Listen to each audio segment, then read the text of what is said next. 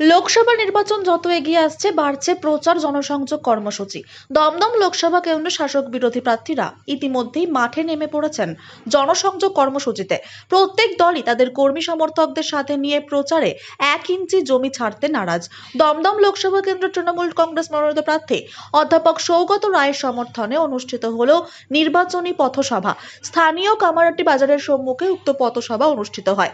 উক্ত পথসভায় উপস্থিত ছিলেন রাজ্য তৃণমূল যুব কংগ্রেসের সহ সম্পাদিকা পারমিতা সেন, উত্তর পানিহাটি তৃণমূল কংগ্রেসের সভাপতি তথা পানিহাটি পৌরসভা 23 নম্বর ওয়ার্ডের পৌরপিতা সম্রাট চক্রবর্তী, ব্যারাকপুর 2 নম্বর পঞ্চায়েত সমিতির সভাপতি প্রবীর রাজবংশী, বিলকান্দা 2 নম্বর গ্রাম পঞ্চায়েতের উপপ্রধান অঞ্জলি দেউরি, পঞ্চায়েত সদস্য আইনজীবী তন্ময় রায়, গৌরাঙ্গ সাহা, মণিমালা বিশ্বাস, সুমন্ত ওঝা, লিলি দে সাহা, বিধান অধিকারী স্বপন হালদার, প্রাক্তন সদস্য মণিমোহন পাল সহ পঞ্চায়েতের বিভিন্ন সদস্য ও কর্মী সমর্থকরা। এই পথসভাতে এলাকাবাসীর উপস্থিতি ছিল চোখে পড়ার মতো। মোদী সরকার দেখুন, এরা বলার চেষ্টা করছে যে ওয়ান নেশন ওয়ান ভোট, ভারতবর্ষে একটাই ধর্ম থাকবে। 5 বছরে পৌঁছতে পারবে কিনা আমরা সন্দেহ প্রকাশ করছি। একটা বিধানসভার অধিগতি চিনতে যে সময় লেগে যাবে, কারণ 15 বছরের বেশি সময় ধরে অধ্যাপক সৌগত রায় আপনাদের মধ্যে রয়েছে। আর একটা দল যাদেরকে মানুষ গণতান্ত্রিকভাবে শূন্যে পড়ি লোকসভা নির্বাচনে তাদের পদপ্রার্থীর নাম সুজন ভট্টাচার্য। আমরা বুদ্ধিদীপ্ততার সাথে নিজের ভবিষ্যৎ দেখতে পেয়েছে, যাদবপুরে অন্ধকার ভবিষ্যৎ থেকে পালিয়ে চলে এসেছে দমদম লোকসভায়, কারণ জানে সায়নী ঘোষের কাছে হেরে ঘরে ঢুকে যাওয়ার যদি অবস্থান করতে পারে মানুষ সম্মান করবে। তাই বুদ্ধিমানের সাথে যাদবপুর লোকসভা আমরা রাজনৈতিক প্রতিদ্বন্দ্বিতায় বিশ্বাস করি। আমরা এই লড়াই গণতান্ত্রিক পদ্ধতিতে লড়বো। ওরা জানে মানুষ ওদেরকে ভারতবর্ষের মানুষ ওদেরকে এবার মহাশূন্যের দিকে পাঠাবে। বাংলা থেকে ওরা শূন্য হয়েছে। আসন্ন লোকসভা নির্বাচনে গণতান্ত্রিক পদ্ধতিতে ওদেরকে মহাশূন্যে পাঠানোর ব্যবস্থা দমদম লোকসভার মানুষেরা করবে। দলিত সম্প্রদায়ের তাই তো রাম মন্দিরে তার নিমন্ত্রণ হয় না। ওরা নারী সুরক্ষার কথা বলে, হাতরাস থেকে উন্নয়ন করবেন। কাশ্মীরের উন্নয়নে আমার মুসলিম ঘরের সন্তান তাকে সপ্তাহখানেক ধরে আটকে রেখে ধর্ষিত করে মেরে দেওয়া হলো। মণিপুরে তাকিয়ে দেখুন, মণিপুরে হিচড়ে নামিয়ে বিভক্ত করে প্যারেড করায়। নির্বাচনে আপনাকে সিদ্ধান্ত নিতে হবে, আপনার সোনার বাংলা কন্যাশ্রীর বাংলা থাকবে নাকি হাতরাস উন্নয়ন মণিপুর হবে, সিদ্ধান্ত আপনারা নেবেন। চলো, তোমরা আমাকে রক্ত দাও, আমি তোমাদের স্বাধীনতা দেব।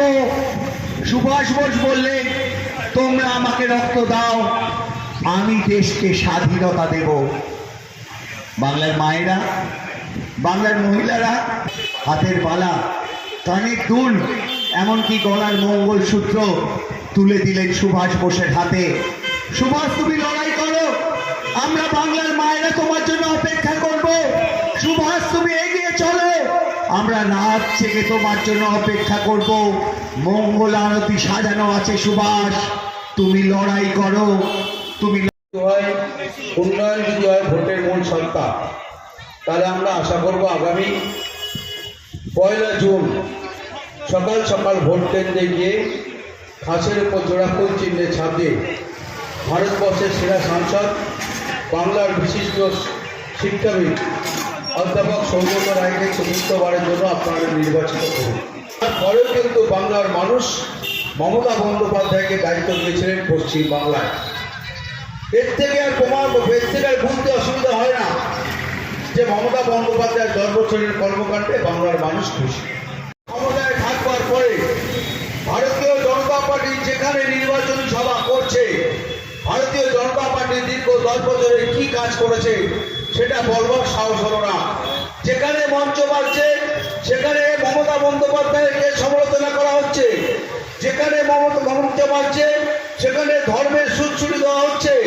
আর যেখানে সকালবেলা মাইক লাগিয়ে নবকামারগাতির মানুষের কাছে বলে যান যে 2014 সালের আপনার যে স্লোগান আচ্ছা দিন না রহে, সেই স্লোগানের সার্থকতা কতটা পূর্ণ করেছে ভারতবর্ষের মানুষের কাছে ভারতীয় জনতা পার্টি।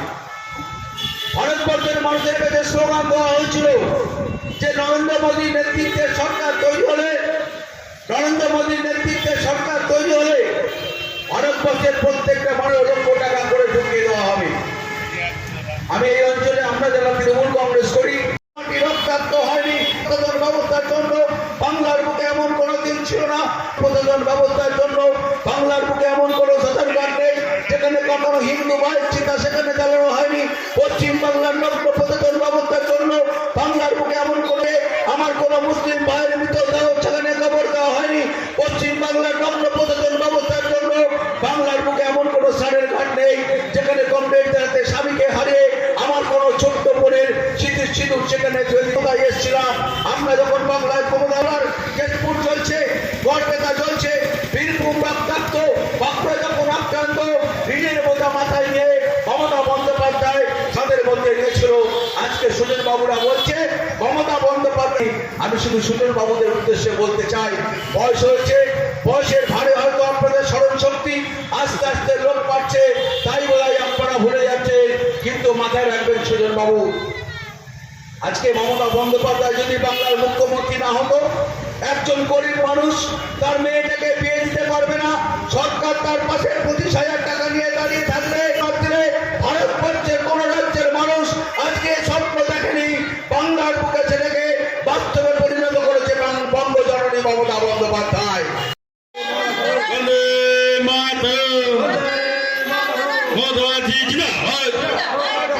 Hold on,